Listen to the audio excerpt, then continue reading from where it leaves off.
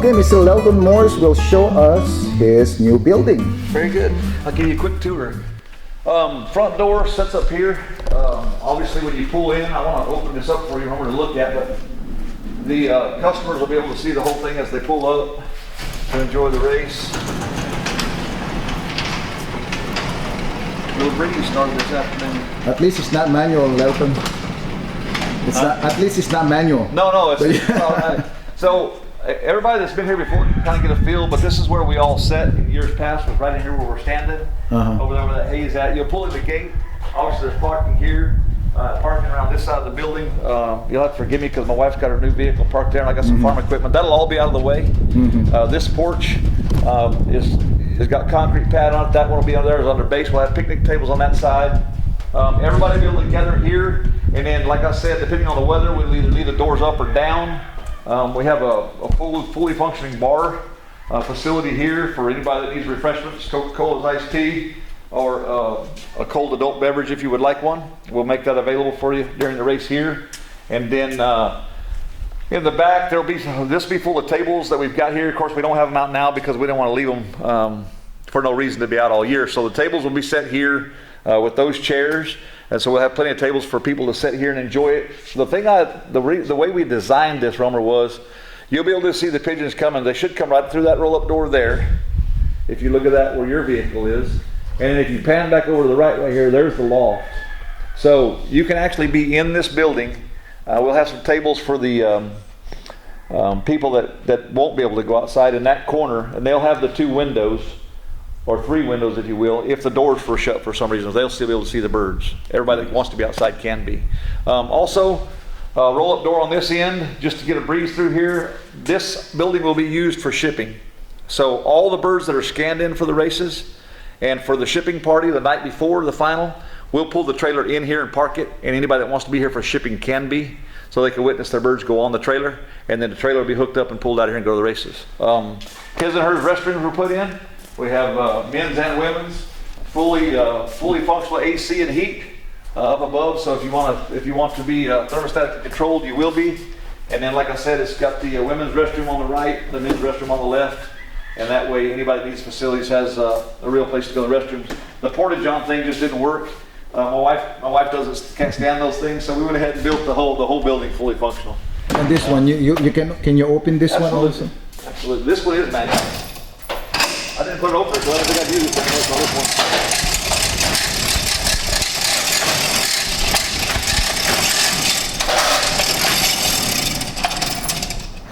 one. All right, there you go. That gives you, if you want to see this view, remember, this is a pretty good view of the birds.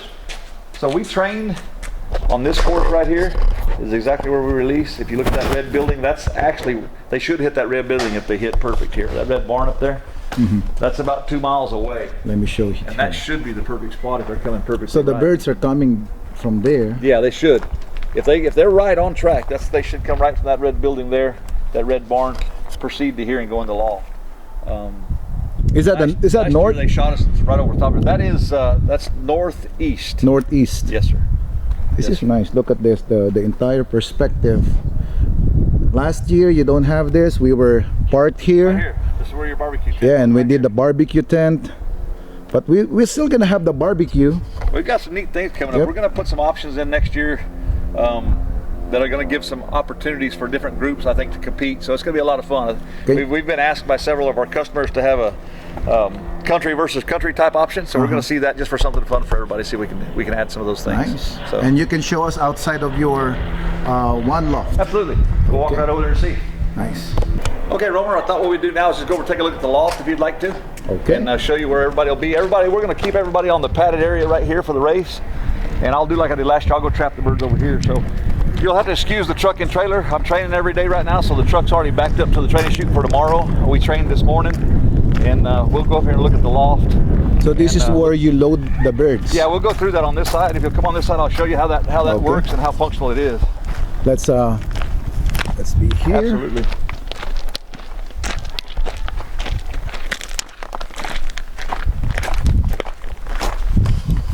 So this is the custom trailer we built three years ago. We built the This is not the one from last year. It is. I took 3 levels off. Oh, that's why. I took okay. 3 levels off. There was 3 levels on here, and I'm keeping those levels because of an ideas that's been presented that we talked about earlier. We may do some changes, so we're going to keep those levels. All I've got to do is just weld the 4 corners back on and the center brace. I'm kind of wondering. I was like, yeah, it's the same one. You have a new trailer. The waters are on the other side. But so how this works, Romer, is obviously a quick overview. We'll walk around and look at it in a minute, but there's a short wing on what we call the east wing. Okay. There is a 45-foot center section, and then there's the west wing, which is the long wing. There's a hallway in front of all of those, so those are 16-foot overall width. It's got a 3.5-foot hallway all around the exterior inside. So what we do each morning is we go in bay 1, east wing, we push the birds out into the hallway, 2, center, and then 3, 4, 5, 6. They're all pushed into the hallway. We'll go look at that in a minute. We walk them right down the hallway because all the doors are shut. They walk right down this dark area here, lighting inside and out. This chute moves up and down. That's what these springs are for. So they walk right down in here, right down the chute, and onto the trailer. So the birds are not stressed by catching them every day. Like a lot of that's people what I'm about to say. Yeah, we don't stress the pigeons. We walk them on.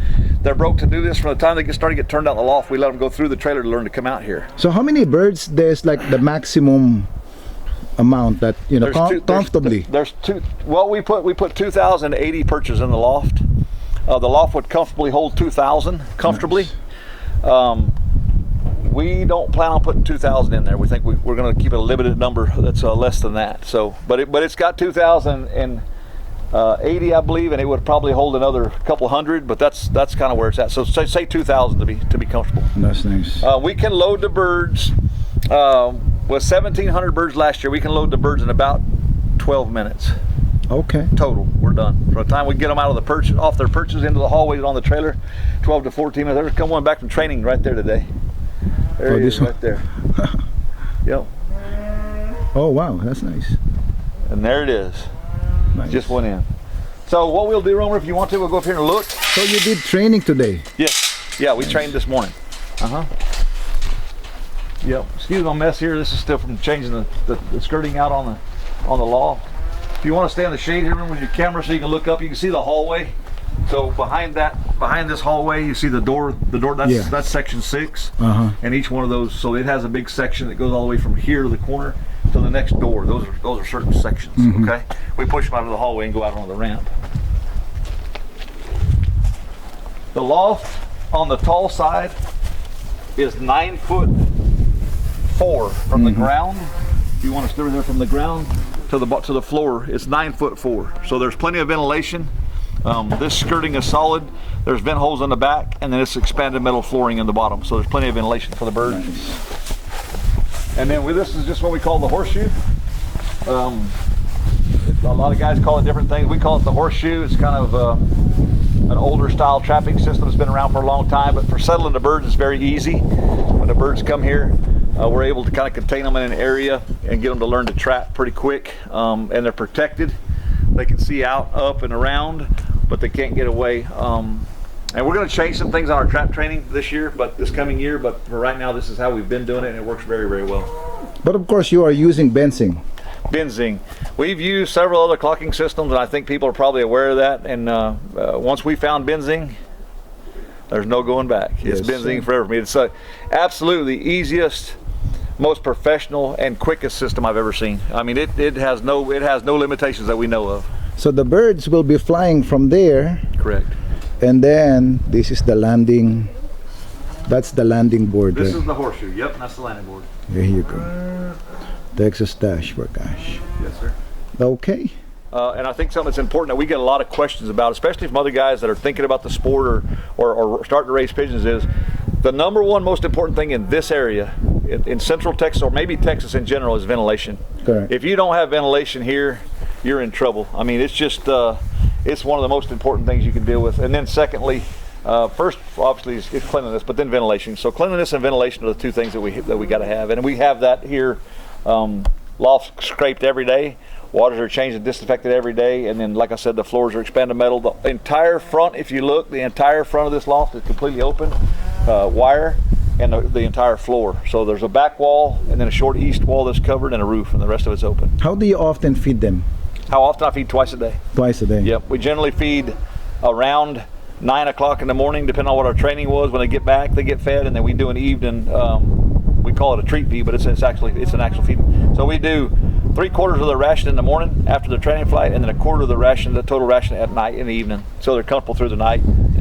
Okay, can you give us a quick information? For example, I will send you a bird. What do you do after you receive the bird? Okay. Birds come in the U.S. mail every morning. We generally get a call between 5 and 5:30 a.m. I go to Seguin, pick them up. The bird is brought here. First thing we do, overall wellness check of the pigeon. They're instantly vaccinated and they're instantly chip ringed here. We don't wait. A lot of guys will wait, I hear, and get them through some. We chip ring them day one. So the counts, the number that you see on our races is the actual count of what pigeons are here. If they're a chip ring, they're here. Once they do that, we have a loft behind this loft if we need that. Last year we used it. This year we did not use it because of the number of pigeons we were going to take for the high roller format. But there's a loft behind here that'll actually hold 300 pigeons at a time. They go in there for 14-day quarantine. They come out of that 14-day quarantine, they're vaccinated again, and then they're put in Section 6. And that's exactly what they do. They work themselves out of Section 6 into Section 5 in the hallway and in general population.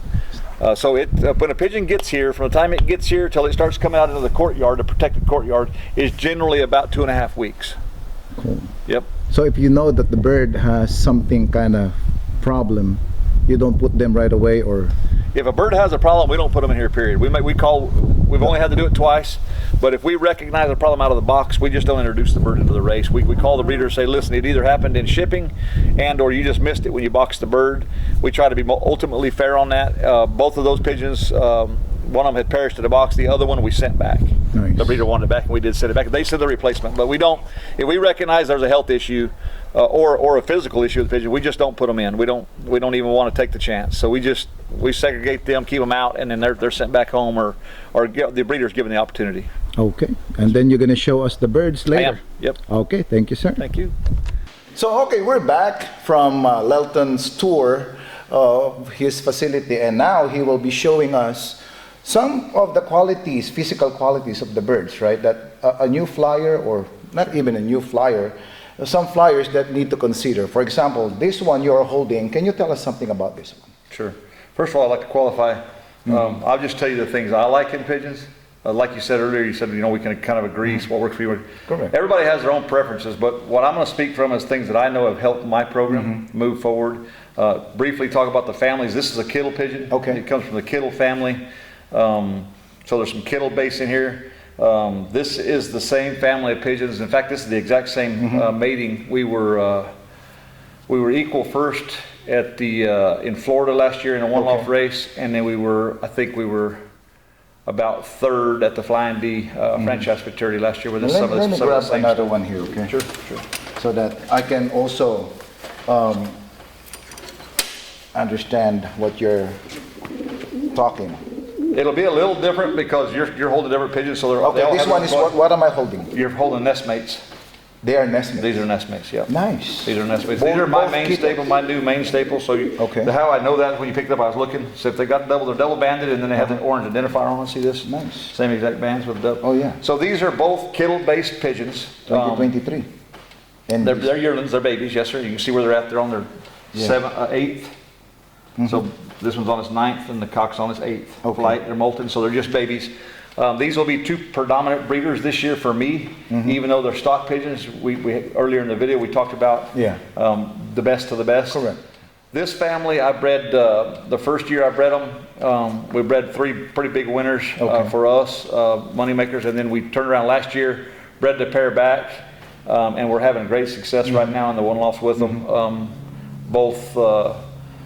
Several different races, and it doesn't matter to which, but big competitive races we're being very good. So I'm sorry to cut you. Are they back up and down kittle? No, they're out cross. Okay.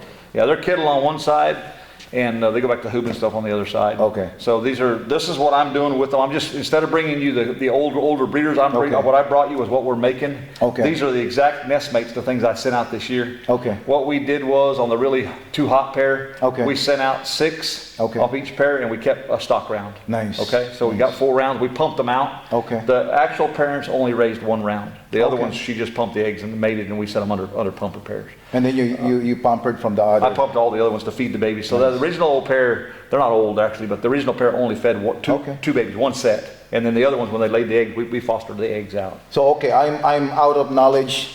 very new for this in the sport, what you're gonna tell me? Like, okay, Lelton, I want to be, knowledgeable about, give me some knowledge. I think feather quality for basic things that you should learn or try to learn about pigeons when your hand meets the pigeon. First of all, always is going to be body type. What kind of body are they? Are they apple-bodied? Are they deeper from the top of their back to the bottom of their keel? Okay. And then probably vent. You see a lot of people rub it back here on the backside of a pigeon. They're trying to check the vent bones, how rigid maybe they are, or how open they are, how tight they are. And then for me, something that's really important is how close the vent and the keel bones are. How wide is that gap between, you feel it down there between where this bone ends and those two bones start? You feel that? Personally, I don't like any more than a finger width, and if I can get it tighter than that, I like it. So I like this one's very tight. I can hardly get my finger between them. Yeah, that one. So he's talking about this. Between the vent and keel. The vent.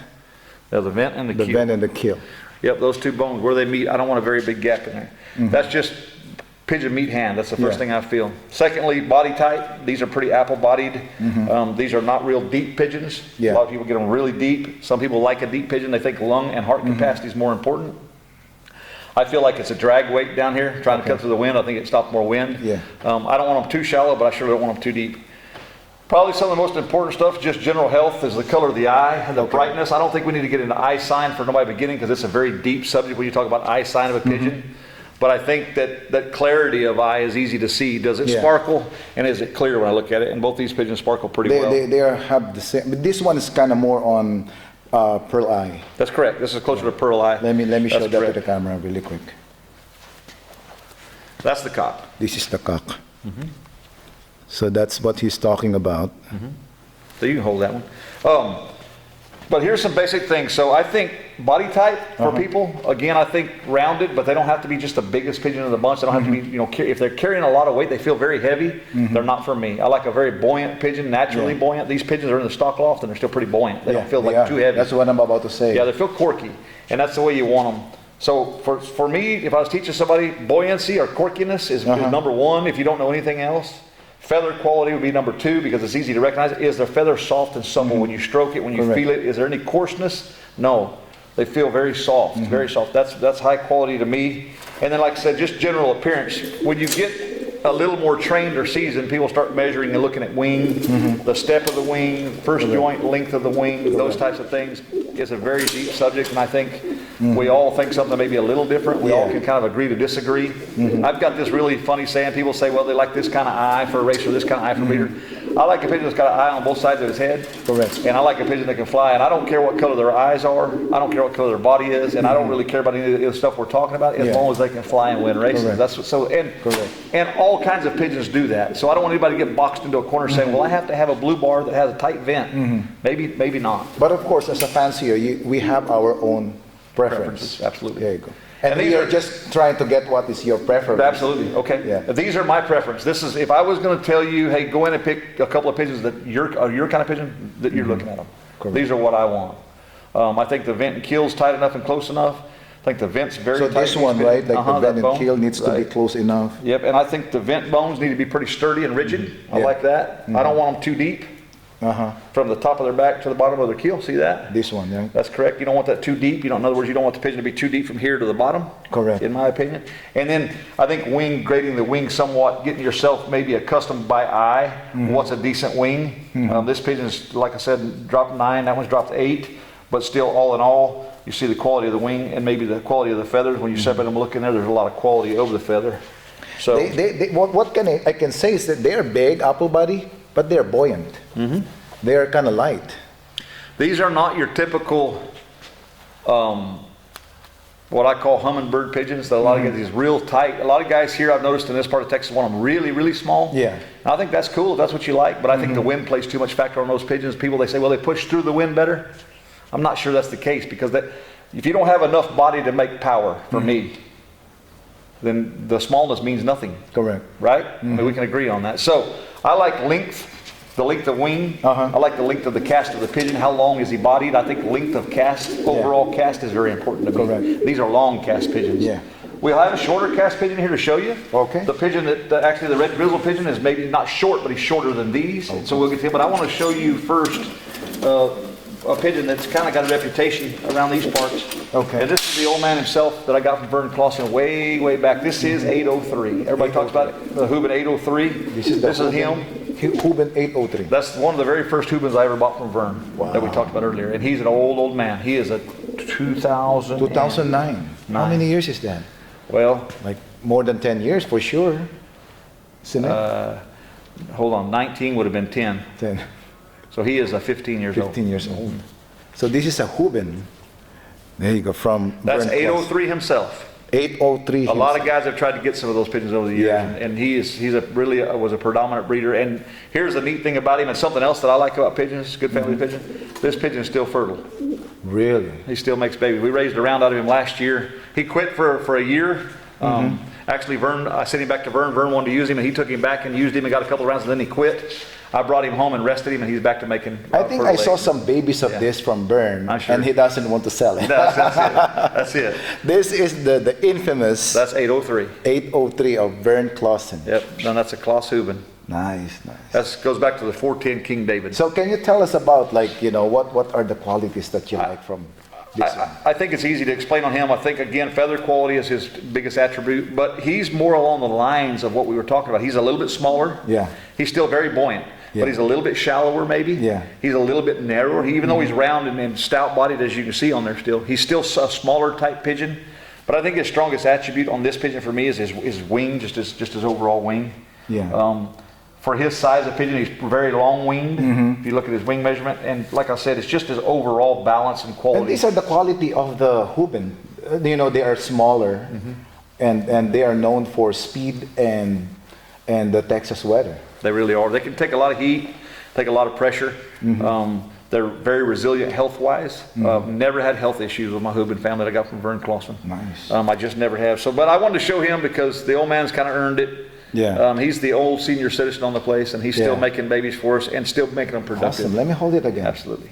Just make sure I don't put it in my and then run. Trust me, I got my eye on you. No. This is the infamous 803 of Vern Clausen. Of originally Vern Clausen, yep. Vern Clausen. That's him.